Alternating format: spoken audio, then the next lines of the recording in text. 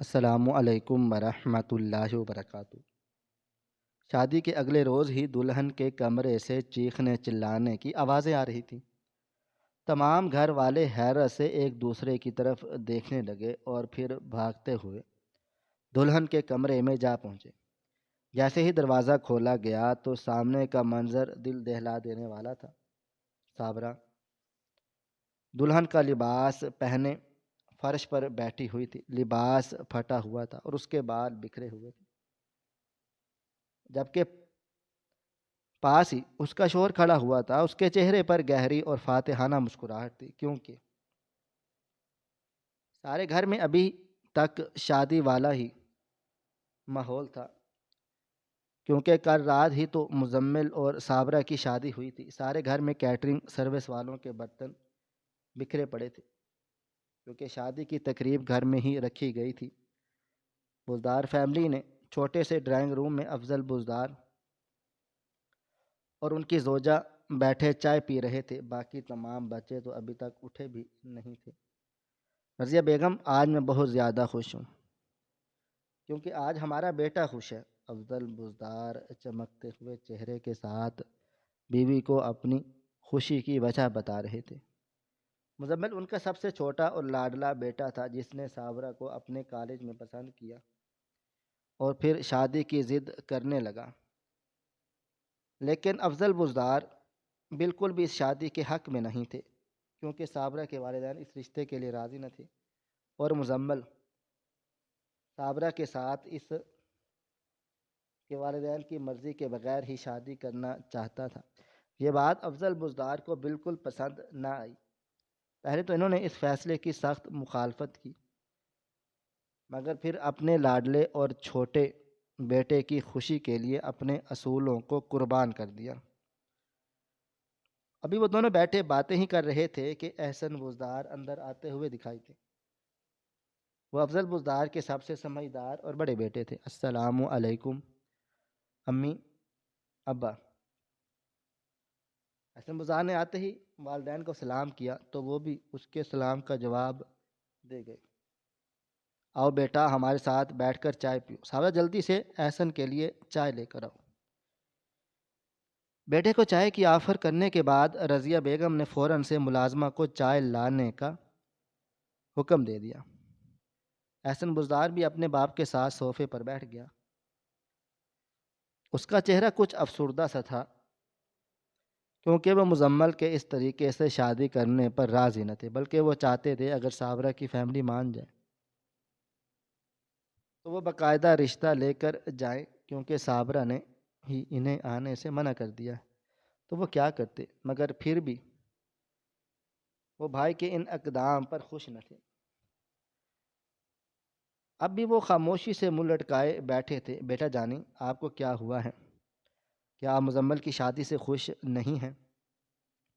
افضل بزدار نے بیٹے سے افسردگی کی وجہ پوچھی۔ نہیں بابا جان، ایسی کوئی بات نہیں، مجھے تو مزمل کے شادی کرنے کے طریقے پر اعتراض ہے۔ بیٹا چھوڑ دو نا، اب تو شادی ہو چکی ہے۔ اب ہمیں چاہیے کہ مزمل کو سپورٹ کریں، نہ کہ اس کی دل آزاری کریں۔ پہلے بھی میرا بیٹا بڑی مشکلوں سے یہاں تک پہنچا ہے۔ احسن بزدار خاموشی سے باپ کی بات سن رہے تھے۔ وہ ایسے ہی تھے، کبھی بھی باپ کے سامنے زبان درازی نہیں کی۔ تھوڑی دیر میں ملازمہ احسن بزدار کی چائے بھی لے آئی تھی اور وہ اب ماں باپ کے ساتھ بیٹھ کر چائے پینے لگ گئے تھے۔ احسن بزدار کے بچے، بیوی بچے ابھی تک سو رہے تھے۔ اچانک سے مزمل کے کمرے سے چیخنے چلانے کی آوازیں آنے لگی۔ سب حیرت سے ایک دوسرے کی طرف دیکھنے لگے۔ اللہ خیر کرے، پتہ نہیں چیخنے چلانے کی آوازیں کہاں سے آ رہی ہیں۔ رضیہ بیگم ابھی تک آوازوں کی سمت کا تعین نہ کر پائی تھی۔ امی جی، آوازیں تو مزمل کے کمرے سے آ رہی ہیں۔ احسن بزدار ان آوازوں کو اچھی طرح پہچان گئے تھے، وہ مزمل کے کمرے سے ہی آ رہی تھیں۔ افضل بزدار اب بھی صوفے پر بیٹھے پریشانی سے ان دونوں کی باتیں سن رہے تھے۔ انہیں کچھ بھی سمجھ میں نہیں آ رہا تھا۔ احسن بزدار اور رضیہ بیگم اب مزمل کے کمرے کی طرف بڑھ رہے تھے۔ پہلے تو وہ کتنی دیر تک دروازہ بجاتے رہے مگر اندر سے دروازہ کسی نے نہیں کھولا۔ پھر ایک جھٹکے سے دروازہ کھلا تو سامنے کا منظر دیکھ کر ان کا دل دہل گیا تھا، کیونکہ صابرہ دلہن کا لباس پہنے فرش پر بیٹھی تھی۔ اس کا لباس جگہ جگہ سے پھٹا ہوا تھا اور بال بھی بکھرے ہوئے تھے، جبکہ پاس کھڑے مزمل کے چہرے پر ایک گہری اور فاتحانہ مسکراہٹ پھیلی ہوئی تھی۔ کیا آپ مجھے اپنا نمبر دے سکتی ہیں؟ مزمل بزدار کالج کے گراؤنڈ میں بیٹھی ایک لڑکی سے مخاطب ہوا، جو دوسری طرف رخ پھیرے بیٹھی تھی، مگر مزمل کی آواز پر پیچھے مڑ کر دیکھا تو حیران رہ گئی، کیونکہ وہ صابرہ کے لیے ایک انجان شخص تھا۔ ایکسکیوز می، کیا میں پوچھ سکتی ہوں کہ آپ کو میرا نمبر کیوں چاہیے، اور میں آپ کو اپنا نمبر دوں کیوں؟ صابرہ اب زمین سے اٹھ کھڑی ہوئی تھی اور زوردار آواز کے ساتھ مزمل پر چلائی تھی، مگر مزمل اس کا غصہ دیکھ کر سٹ پٹا سا گیا۔ وہ اصل میں کچھ دن کے لیے مجھے کالج سے چھٹی کرنی تھی تو میں جا رہا تھا، آپ کالج میں ہونے والے لیکچر مجھے سینڈ کر دیجیے گا، بس اسی لیے آپ کا نمبر چاہیے تھا۔ وہ معصومیت سے بولی۔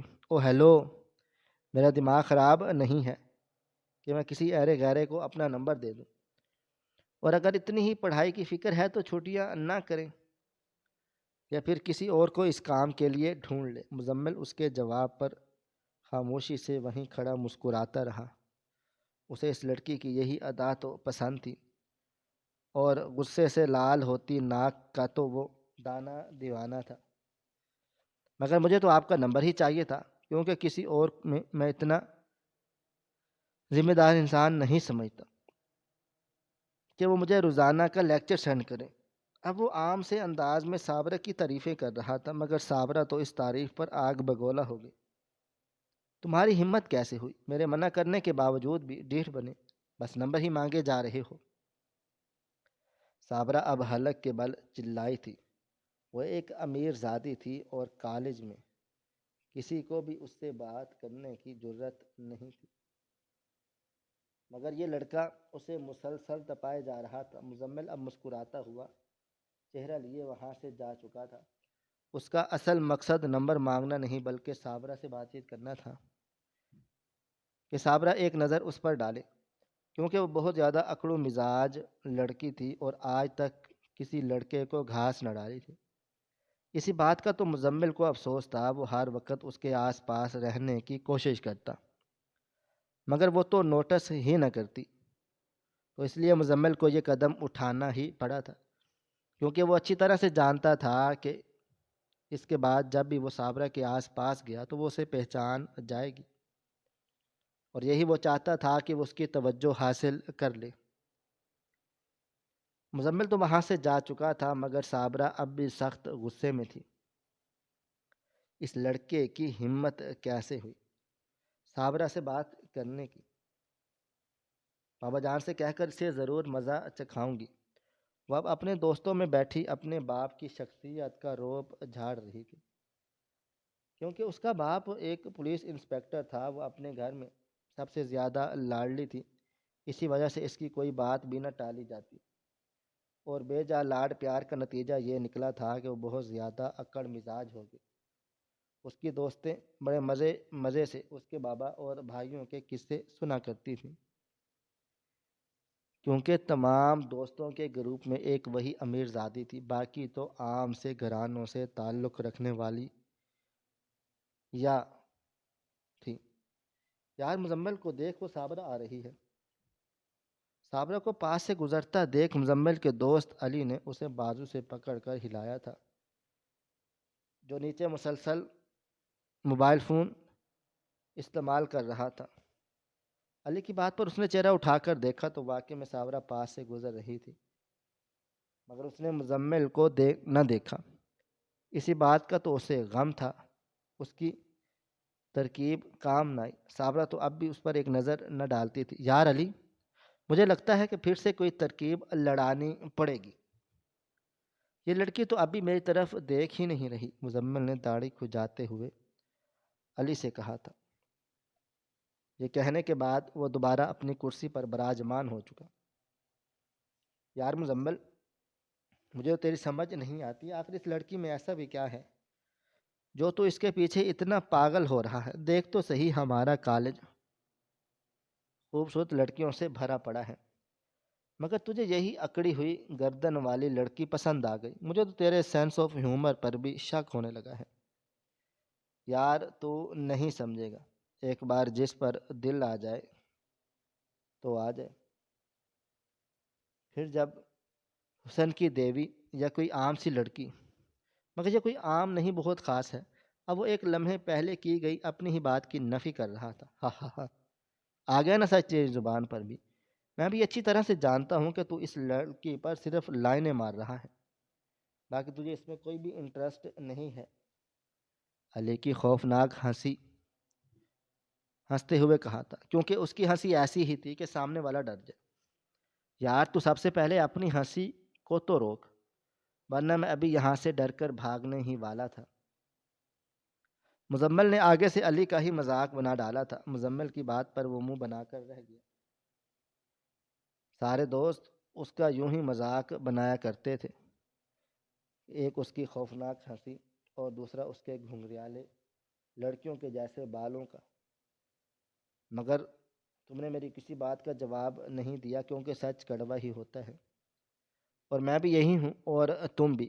دیکھ لیں گے کب تم اس محترمہ سے شادی کرو گے، کیونکہ اگر تم اس کے اتنے ہی دانے دیوانے ہو تو شادی کرنا تو بنتا ہے۔ علی کی بات سن کر مزمل کو بہت زیادہ غصہ آ گیا، اور اس نے ایک تھپڑ اس کے منہ پر جڑ دیا تھا، تو وہ ہاتھ ملتا ہوا وہاں سے نکل گیا، کیونکہ وہ اپنے دوست کو اچھی طرح سے جانتا تھا کہ جب اسے غصہ آ جائے تو وہ کسی کی بھی نہیں سنتا۔ ایکسکیوز می، مجھے آپ سے ایک بات کرنی ہے۔ صابرہ کیفیٹیریا میں بیٹھی کافی پی رہی تھی، تو مزمل بھی موقع دیکھ کر وہاں پہنچ گیا۔ اب کیا بات کرنی ہے آپ کو؟ میں نے آپ سے کہا تھا نا کہ مجھ سے دور رہیں، مگر آپ کو عزت راست نہیں آتی۔ صابرہ اپنے ازلی اکڑے پن کے ساتھ بولی، وہ مجھے آپ سے فزکس کے نوٹس چاہیے تھے، اگر آپ دے دیں گی تو میں آپ کا شکر گزار رہوں گا۔ آپ کو شاید میں ایک بار میں بات سمجھ نہیں آتی۔ کچھ دن پہلے بھی آپ سے میری ملاقات ہوئی تھی۔ وہ انگلی سے ماتھے پر زور دیتے ہوئے بولی، جیسے یاد کرنے کی کوشش کر رہی ہو، مگر اسے سب اچھی طرح سے یاد تھا، وہ تو بس ایسے ہی ایکٹنگ کر رہی تھی۔ سارے کالج میں ایک میں ہی ملتی ہوں آپ کو ان کاموں کے لیے؟ آپ ادھر ادھر نظریں گھما کر دیکھیں، سارا کالج اسٹوڈنٹ سے بھرا پڑا ہے۔ اس نے انگلی گھما کر چاروں اطراف کا اشارہ کیا۔ مزمل بس مسکراتا ہوا اس کی جانب دیکھ رہا تھا۔ وہ اصل میں آپ مجھے یہاں بیٹھے مل گئیں تو میں نے سوچا آپ سے ہی لے لوں۔ صابرہ اس کی وجہ سن کر مزید غصے میں آ گئی۔ یہ آپ کیسی پاگلوں کے جیسی باتیں کر رہے ہیں؟ جو بھی سامنے نظر آ جائے تو بس اس کے سر پر پہنچ جائیں، یہ تو کہیں کی سمجھداری نہیں ہے۔ اس کا غصہ دیکھ کر ایک بار تو محسن کو لگا کہ اب اس کی ساری محنت ہی ناکام جا رہی ہے، مگر وہ ہمت نہ ہارا اور ایک بار پھر سے اس سے مخاطب ہوا۔ میں نے تو بس آپ سے ایک چھوٹی سی فیور ہی مانگی تھی، آپ تو غصہ کر گئیں۔ وہ اب ناراض لہجے کے ساتھ بولنے لگا، حالانکہ ان دونوں کے درمیان اتنی فرینکنس نہ تھی کہ وہ اس سے ناراض ہو رہا تھا۔ اس کی ناراضگی سے صابرہ کو کوئی فرق بھی پڑ رہا تھا۔ اور آپ جاتے ہیں، کہتے ہیں کہ یہاں سے میں جاؤں۔ وہ اب ٹیبل سے اپنی گاڑی کی چابی اور موبائل فون اٹھا کر اپنے بیگ میں ڈالنے لگی۔ وہ اصل میں مجھے آپ سے، ابھی اس نے آدھا جملہ ہی ادا کیا تھا کہ وہ اپنی جگہ سے اٹھ کھڑی ہوئی اور پیر پٹکتی ہوئی وہاں سے چلی گئی۔ کیسے کیسے لوگ بھرے پڑے ہیں اس کالج میں۔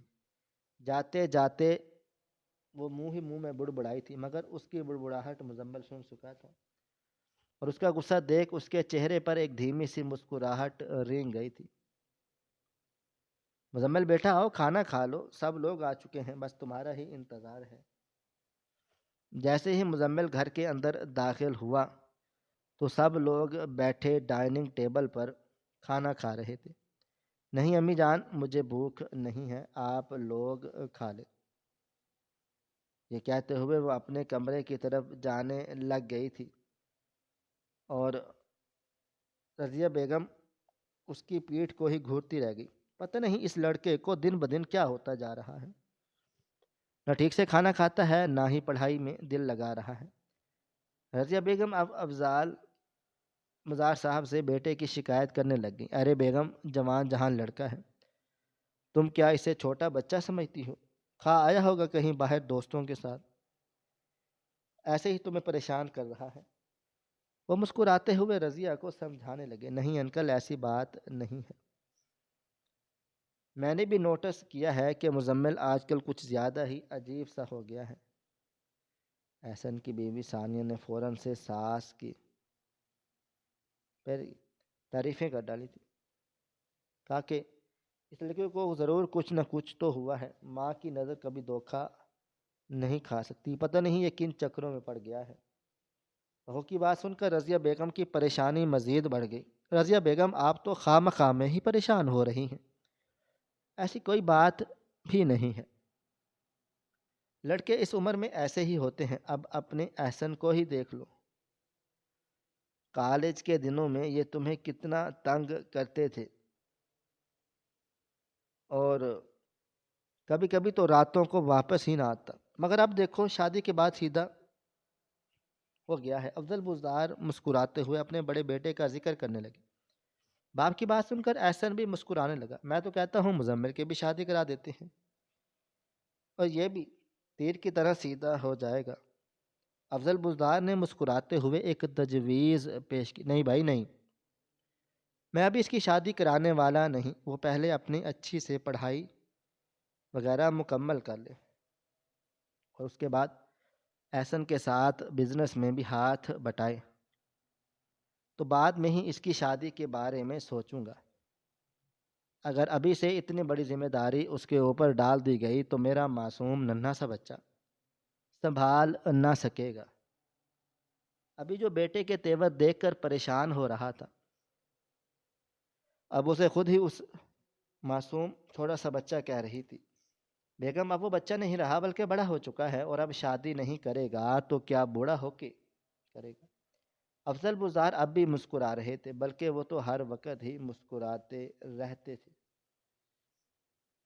اور وہ ایک نرم طبیعت کے نفیس سے انسان تھے۔ مزمل نے صابرہ کو لائبریری کے اندر جاتے دیکھا تو خود بھی اس کے پیچھے چل پڑا، کیونکہ وہ تو ہر وقت صابرہ سے بات کرنے کے بہانے ہی ڈھونڈتا رہتا تھا۔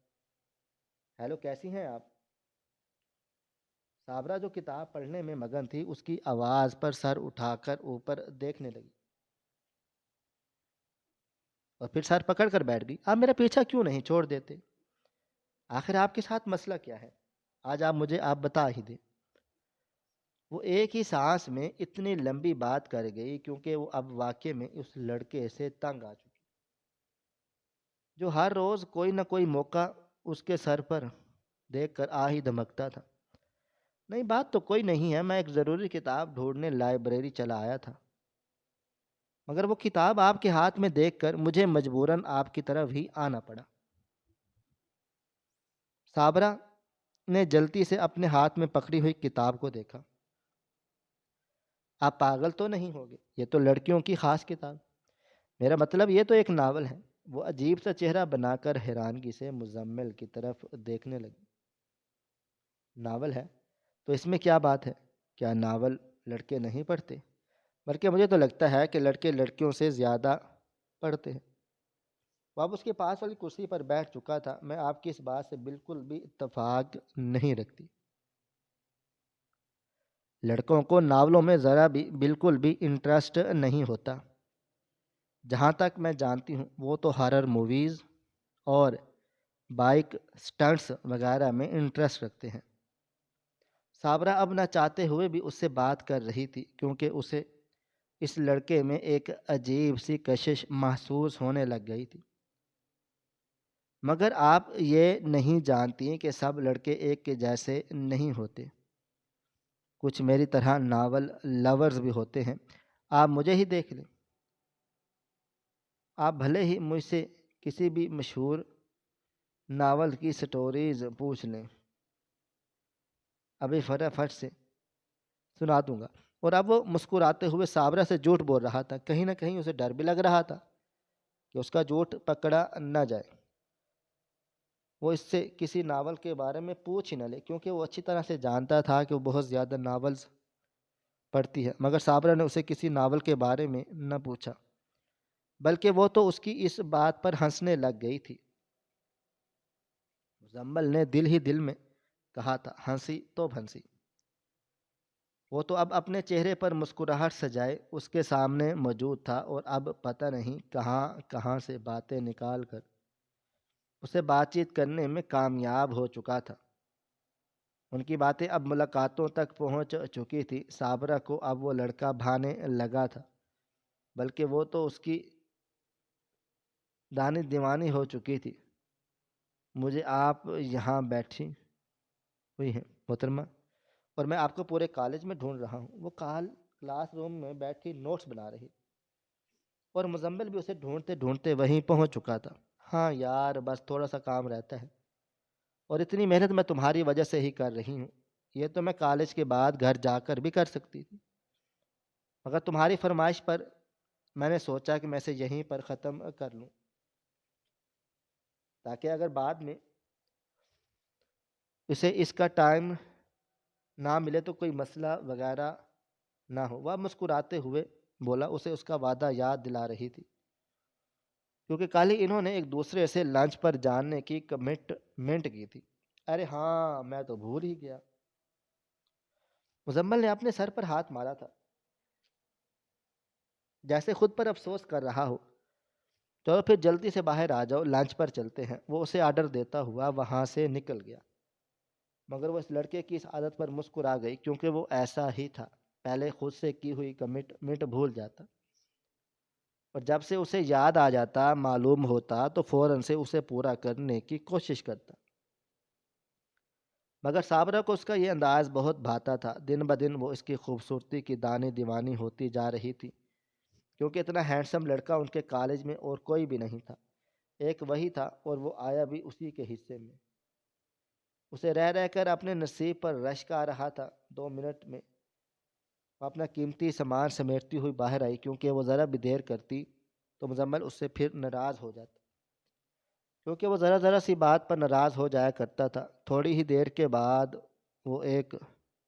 میں اور وہ ایک 5 اسٹار ہوٹل میں موجود تھے۔ آج تم آرڈر کرو، میں تمہاری مرضی سے ہی کھانا کھاؤں گا۔ جیسے ہی ویٹر انہیں کھانوں کی فہرست دے کر گیا تو فوراً اس نے صابرہ پر ساری ذمہ داری ڈال دی۔ اچھا چلیں ایسا کر لیتے ہیں کہ کھانا میں ڈیسائیڈ کر لیتی ہوں اور سویٹ آپ کر لیں۔ صابرہ نے لسٹ پڑھتے ہوئے مصروف سے لہجے میں کہا تھا، چلو پھر ٹھیک ہے، پہلے تم کھانا تو آرڈر کرو، پھر بعد میں دیکھتے ہیں کیا کرنا ہے۔ اب وہ دونوں بیٹھے باتیں کر رہے تھے، کیونکہ ان کا کھانا ابھی تک نہ آیا تھا۔ صابرہ، مجھے تم سے بہت ضروری بات چیت کرنی ہے، جو میں کئی سالوں سے سوچ رہا تھا، مگر موقع نہ ملا۔ مزمل نے تمہید باندھتے ہوئے صابرہ سے کہا، جی مزمل بتائیں، ایسی بھی کیا بات ہے جو آپ کو اتنا سوچنا پڑ رہا ہے؟ کہ آپ کو مجھ پر اعتبار نہیں؟ وہ سوالیہ نظروں سے مزمل کی جانب دیکھنے لگی۔ نہیں صابرہ، ایسی بات بھی نہیں ہے، بلکہ میری تو سمجھ میں ہی نہیں آ رہا کہ آخر بات کہاں سے شروع کروں۔ مزمل نے سر کھجاتے ہوئے صابرہ کی جانب دیکھا تھا۔ مزمل، آپ کو کیا ہو گیا ہے؟ پہلے تو آپ نے کبھی گھما پھرا کر بات چیت نہیں کی، تو پھر آج ایسا کیوں؟ میں سن رہی ہوں، آپ بات کریں۔ صابرہ اب اس سے اصرار کر رہی تھی کہ جو بھی بات ہے وہ اس سے کہہ دے، کیونکہ وہ اب صابرہ کو بھی فکر ہو رہی تھی کہ آخر ایسی کون سی بات ہے جو وہ اتنی تمہید باندھ رہا ہے۔ صابرہ، دراصل بات یہ ہے کہ میری امی بابا میرا رشتہ میری کزن سے کرنا چاہتے ہیں، مگر تم اچھی طرح سے جانتی ہو میں تمہارے علاوہ کسی اور کے بارے میں سوچ بھی نہیں سکتا۔ میں چاہتا ہوں کہ تم جلد سے جلد اپنے گھر آنے کی اجازت دو، تاکہ میں اپنے ماں باپ کو تمہارے گھر لے کر آ سکوں۔ صابرہ اس کی بات سن کر کچھ گھبرا سی گئی تھی۔ مزمل، آپ تو جانتے ہیں کہ میرا پہلے ہی میرے کزن کے ساتھ رشتہ طے ہوا ہے۔ امی بابا کبھی بھی اس رشتے کے لیے نہ مانیں گے، مگر میں آپ کے علاوہ کسی کو بھی اپنے ہم سفر کے طور پر اپنی زندگی میں شامل نہیں کر سکتی۔ میرے تو سمجھ میں بھی کچھ نہیں آ رہا، مگر میں یہ اچھی طرح سے جانتی ہوں کہ امی اور ابو بالکل بھی نہ مانیں گے۔ اگر میں نے ان سے اس رشتے کا ذکر کیا تو میرا کالج جانا ہی بند کر دیں گے۔ صابرہ بڑی پریشانی کے ساتھ مزمل کو اپنی دکھ تکلیف بتا رہی تھی۔ صابرہ، تو اب ہم کیا کریں گے؟ میری سمجھ میں کچھ بھی نہیں آ رہا تھا۔ آج ہمیں ایک حتمی فیصلہ کرنا ہی ہوگا۔ مزمل کی بات پر صابرہ کے چہرے پر گھبراہٹ پھیل گئی۔ کیسا فیصلہ؟ آخر ہم کیا کر سکتے ہیں؟ صابرہ، میں چاہتا ہوں ہم کورٹ میرج کر لیں، کیونکہ اس کے علاوہ ہمارے پاس اور کوئی بھی حل موجود نہیں ہے۔ یہ کوئی کورٹ میرج نہ ہوگی، بلکہ میرے ہی گھر پر ہم دونوں کا نکاح ہوگا، کیونکہ مجھے اپنے ماں باپ پر پورا بھروسہ ہے، وہ میری بات ہرگز بھی نہ ٹالیں گے۔ مزمل کی بات سن کر تو صابرہ کا دل و دماغ گھوم گیا۔ مزمل، آپ یہ کیسی باتیں کر رہے ہیں؟ میں گھر سے بھاگ کر شادی نہیں کر سکتی۔ مجھے اپنے والدین کی عزت بڑی عزیز ہے، مجھ میں اتنا بڑا قدم اٹھانے کی ہمت نہیں ہے۔ صابرہ نے نم آنکھوں کے ساتھ مزمل کو انکار کر دیا۔ صابرہ، یہ تم کیسی باتیں کر رہی ہو؟ تم بھی اچھی طرح سے جانتی ہو کہ اس کے علاوہ ہمارے پاس اور کوئی بھی چارہ نہیں ہے۔ اگر ہم نے آج یہ فیصلہ نہ کیا تو پھر کبھی بھی نہ کر پائیں گے۔ یہ زمانہ ہمیں ایک دوسرے سے جدا کر دے گا۔ مگر صابرہ نے اس کی ایک بات نہ مانی اور اپنا بیگ اٹھا کر وہاں سے چلی گئی۔ اس کے چلے جانے سے مزمل کو بہت زیادہ غصہ آ گیا۔ اس نے زور سے ٹیبل پر ہاتھ مارا۔ میں کب سے آپ کو کالز پہ کالز کیے جا رہی ہوں اور آپ میری کوئی بھی کال پک نہیں کر رہے، آخر مسئلہ کیا ہے؟ آپ مجھ سے ناراض کیوں ہیں؟ مزمل اپنے کمرے میں بیٹھا واٹس ایپ پر صابرہ کا وائس میسج سن رہا تھا۔ اسے اچھی طرح سے معلوم تھا کہ لڑکی کو لائن پر کیسے لانا ہے۔ ابھی وہ اسے کچھ دن اور تڑپانا چاہتا تھا، مگر اس نے خود ہی شادی کے لیے ہاں کر دینی تھی، اور اس کی یہ ترکیب کام بھی آ گئی تھی۔ کچھ ہی دنوں کے بعد دیر کے بعد صابرہ کا میسج موصول ہوا۔ مزمل، میں شادی کرنے کے لیے تیار ہوں۔ میسج سننے کے بعد مزمل کے چہرے پر ایک فاتحانہ مسکراہٹ پھیل گئی تھی۔ امی، میں نے کہہ دیا تو بس کہہ دیا کہ میں شادی کروں گا تو صرف صابرہ سے ہی۔ اگر آپ لوگوں نے ماننا ہے تو ٹھیک ہے، ورنہ میں کورٹ میرج کر لوں گا، کیونکہ صابرہ کے ماں باپ تو پہلے ہی راضی نہیں ہیں۔ اگر آپ لوگ بھی نہ مانیں تو مجھے کوئی فرق نہیں پڑے گا۔ صابرہ کی طرف سے رضامندی کے بعد وہ اپنی ماں کے پاس بیٹھا ضد کر رہا تھا۔ اب وہاں پر افضل بزدار صاحب بھی آ چکے تھے، جنہیں بیٹے کی اس حرکت پر بہت زیادہ غصہ آیا کہ وہ کسی لڑکی کو بھگا کر اس سے شادی رچا رہا ہے۔ مجھے یہ ہرگز معلوم نہیں، منظور بھی نہیں۔ میں ایک باپ ہوں، میں کسی بیٹی کے باپ کو تکلیف نہیں دے سکتا۔ میں تمہیں ہرگز اس قدم کی بالکل اجازت نہ دوں گا۔ افضل بزدار نے دو ٹوک انداز میں اپنا حکم سنا دیا۔ باپ کی بات سنتے ہی مزمل کمرے سے باہر نکل گیا، مگر وہ اچھی طرح سے جانتا تھا کہ ان کو کیسے راضی کرنا ہے۔ یہ شادی تو اب اس کے لیے ایک ضد بن چکی تھی، جس سے نہ وہ پیچھے ہٹ سکتا تھا اور نہ ہی پیچھے ہٹ سکتا تھا، مگر اس ضد کے بارے میں کوئی بھی نہ جانتا تھا۔ مگر یہی تو سب سمجھتے تھے کہ صابرہ سے بھی محبت کرتا ہے۔ بیٹاؤ، کھانا کھا لو، تمہارے بابا اور بھائی بھی آ چکے ہیں، اور تمہارے بابا نے مجھے تمہیں بلانے کے لیے بھیجا ہے۔ رضیہ بیگم بیٹے کے کمرے میں اسے بلانے کے لیے آئی۔ نہیں امی، آپ جائیں، مجھے بھوک نہیں ہے۔ ارے بیٹا، کیسے بھوک نہیں ہے تمہیں؟ تم نے تو رات کو بھی کچھ نہ کھایا پیا تھا۔ مجھے تمہاری بہت فکر ہو رہی ہے۔ خود کو آئینے میں تو دیکھو تو صحیح، سوکھ کر کانٹا ہو رہے ہو، اتنی ہی آپ کو میری فکر ہے تو پھر ابا کو راضی کر لیں، کیونکہ میں شادی کروں گا تو صرف صابرہ سے ہی۔ اس کی بات پر رضیہ بیگم کے چہرے پر شدید پریشانی کے آثار نمایاں ہوئے، کیونکہ وہ باپ اور بیٹے کی جنگ میں پس کر رہ گئی تھی۔ کبھی افضل بزدار انہیں کوئی پیغام دے کر بیٹے کی طرف بھیجتے تو کبھی بیٹا۔ کچھ دن یوں ہی سب کچھ چلتا رہا اور مزمل نے اپنی بھوک ہڑتال بھی جاری رکھی، تو مجبوراً افضل بزدار کو بیٹے کے سامنے گھٹنے ٹیکنے ہی پڑ گئے، کیونکہ وہ ان سب سے لاڈلا اور چھوٹا بیٹا تھا، اور وہ اس کی بات کو یوں ٹال نہ سکتے تھے۔ ایک ہفتے کے اندر اندر ہی صابرہ اور مزمل کا نکاح مزمل کے گھر پر ہی کر دیا گیا تھا۔ کمرے کے اندر کا منظر دیکھ کر تو رضیہ بیگم کے پیروں تلے سے زمین نکل گئی تھی۔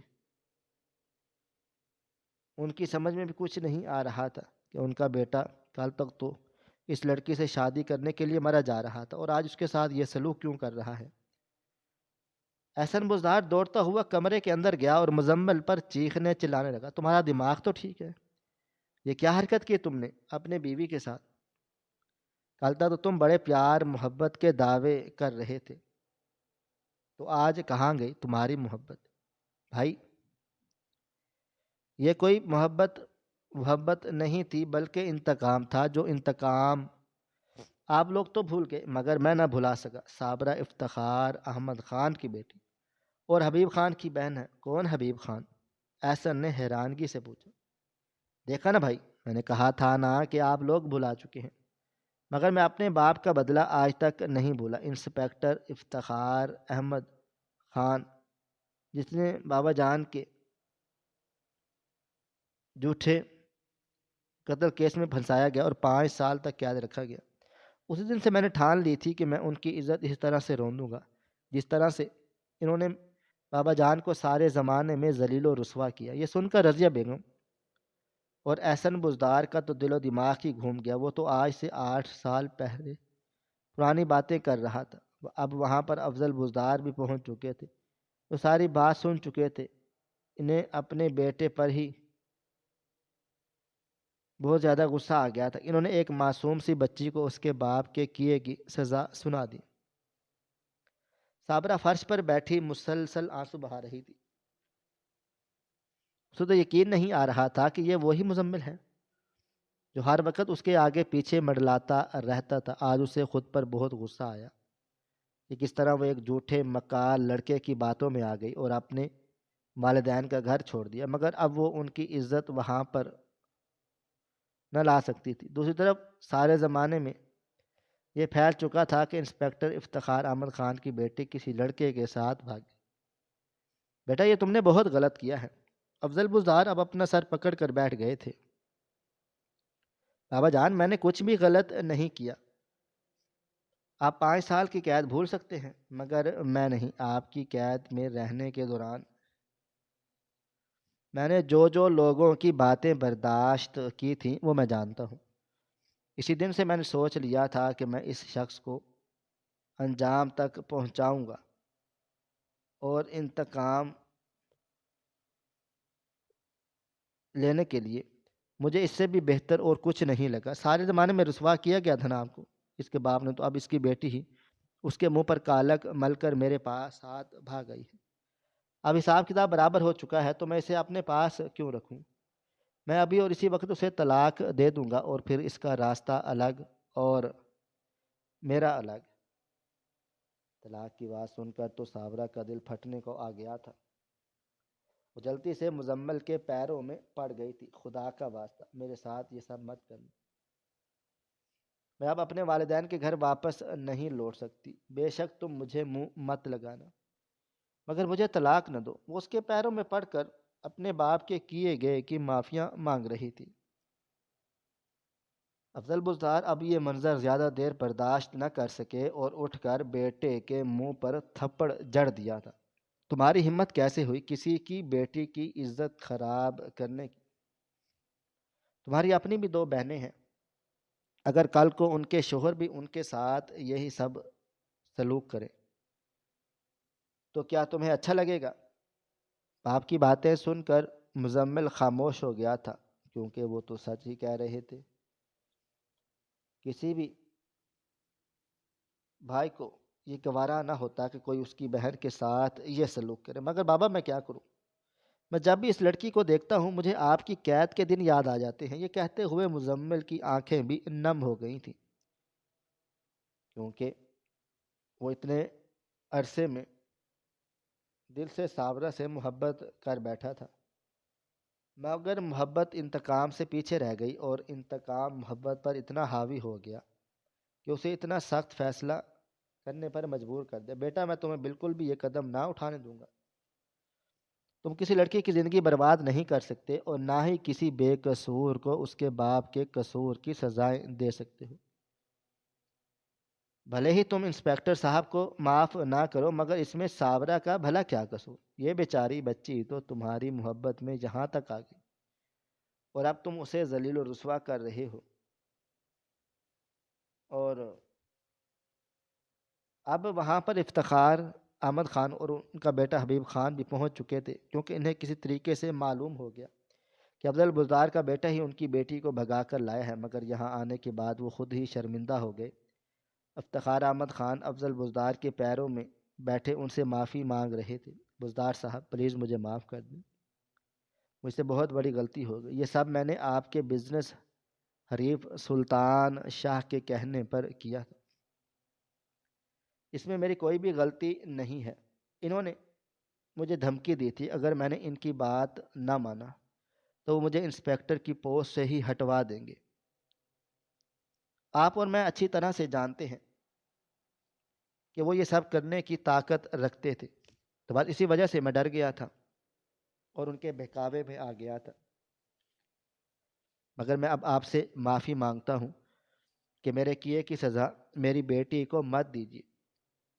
افضل بزدار ایک بہت بڑے دل کے مالک تھے۔ انہوں نے کندھے سے پکڑ کر افتخار احمد کو کھڑا کیا اور بولے کہ افضل بزدار کا ظرف اتنا چھوٹا نہیں کہ کسی کی بچی کی زندگی ہی تباہ و برباد کر دے۔ تم فکر بالکل نہ کرو، مزمل صابرہ کو طلاق نہ دے گا۔ مزمل بھی خاموشی سے کھڑا رہا، کیونکہ وہ جان چکا تھا کہ اس سب میں صابرہ کا کوئی قصور بھی نہیں تھا۔ مزمل نے آگے بڑھ کر صابرہ سے معافی مانگ لی تھی، تو صابرہ نے بھی دل بڑا کر کے اسے معاف کر دیا۔ اب یہ دشمنی آج اس دوراہے پر آ کر ہمیشہ ہمیشہ کے لیے ختم ہو چکی تھی۔ ناظرین، آپ کو ہماری آج کی کہانی کیسی لگی؟ کومنٹ باکس میں اپنی رائے کا اظہار ضرور کریں۔ مزید اس طرح کی سبق آموز کہانیاں سننے کے لیے ہماری ویڈیوز کو لائک کریں، شیئر کریں، اور ہمارے چینل ایس ایف سٹوریز کو ضرور سبسکرائب کر لیں۔ ملتے ہیں کل ایک نئی اور دلچسپ کہانی کے ساتھ، تب تک اپنا ڈھیر سارا خیال رکھیے گا۔ اللہ حافظ۔